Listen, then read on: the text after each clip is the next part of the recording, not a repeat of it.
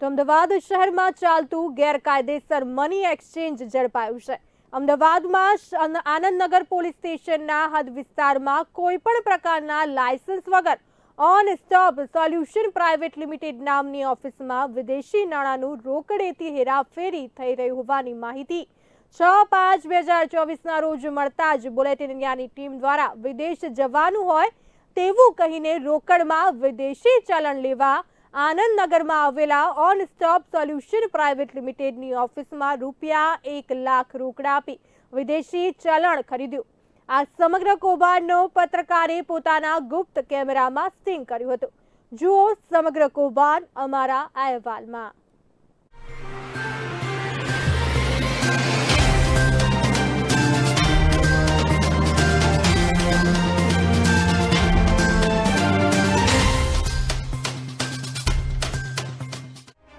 અમદાવાદ શહેરમાં ચાલતું ગેરકાયદેસર મની એક્સચેન્જ ઝડપાયું। આનંદનગર પોલીસ સ્ટેશનના હદ વિસ્તારમાં ચાલી રહ્યું છે મની એક્સચેન્જ કૌભાંડ।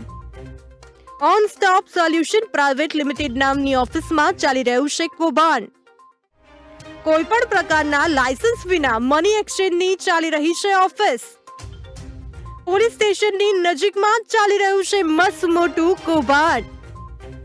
મની એક્સચેન્જનું કૌભાંડ બુલેટિન ઇન્ડિયાના સ્ટિંગ ઓપરેશનમાં થયું કેદ। On stop solution private limited નામની ઓફિસમાં લાખો રૂપિયાની કરન્સીની થાય છે અદલા બદલી। કોની રહેમ નજર હેઠળ લાખો રૂપિયાની થઈ રહી છે અદલા બદલી? આનંદનગર પોલીસ સ્ટેશનને કેમ ના કરી કોઈ કાર્યવાહી? પીએસઆઈ વિનય દેસાઈ સતત વિવાદોમાં।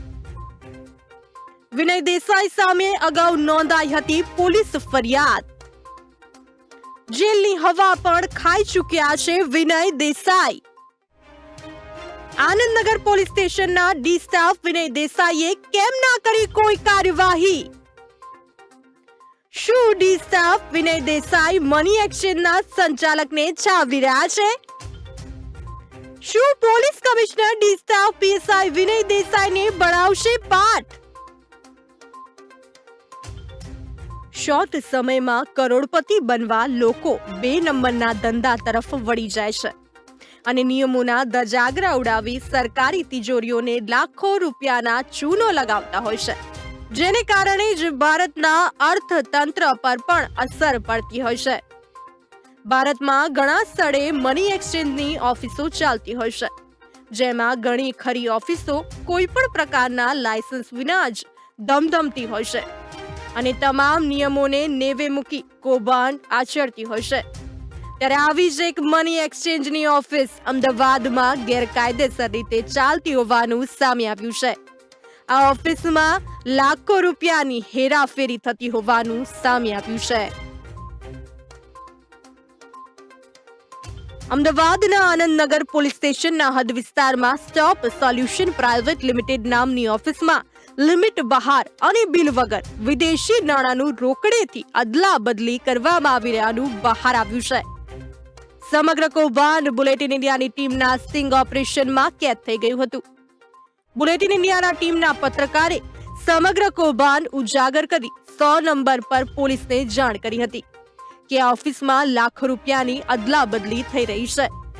પોલીસ ઘટના સ્થળે પહોંચી હતી અને પત્રકાર સહિત મની એક્સચેન્જના સંચાલકને આનંદનગર પોલીસ મથકે લઈ ગયા હતા, જ્યાં કાળા નાણાંનું કૌભાંડ મામલે ફરિયાદ લખવાનું કહેતા ડી સ્ટાફના વિનય દેસાઈ પત્રકાર સામે દાદાગીરી કરી સમગ્ર કૌભાંડ પર પડદો પાડવાની કોશિશ કરવાનો પ્રયત્ન કરતા હોય તેવું લાગી રહ્યું હતું।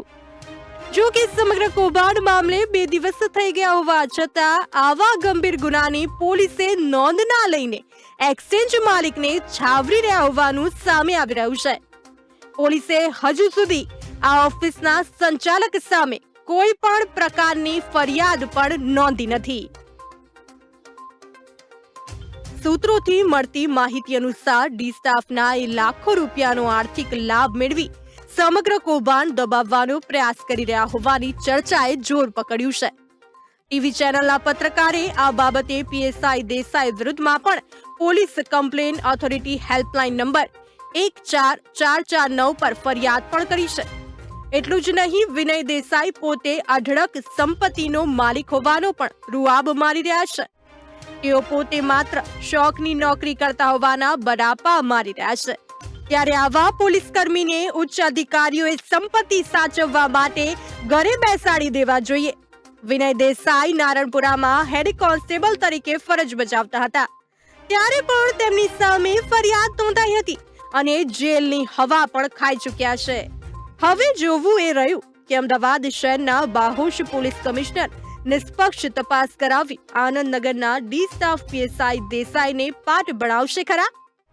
આ મામલે પીએસઆઈ સામે ફરિયાદ નોંધાઈ છે કે નહીં, અને જો નોંધાઈ છે તો આ અંગે આરબીઆઈને જાણ કરાઈ છે કે નહીં, તેમજ ઉચ્ચ અધિકારી દ્વારા આ મની એક્સચેન્જના સંચાલક સામે ફરિયાદ દાખલ કરી કાયદેસરની કાર્યવાહી કરાશે કે કેમ તે જોવું રહ્યું.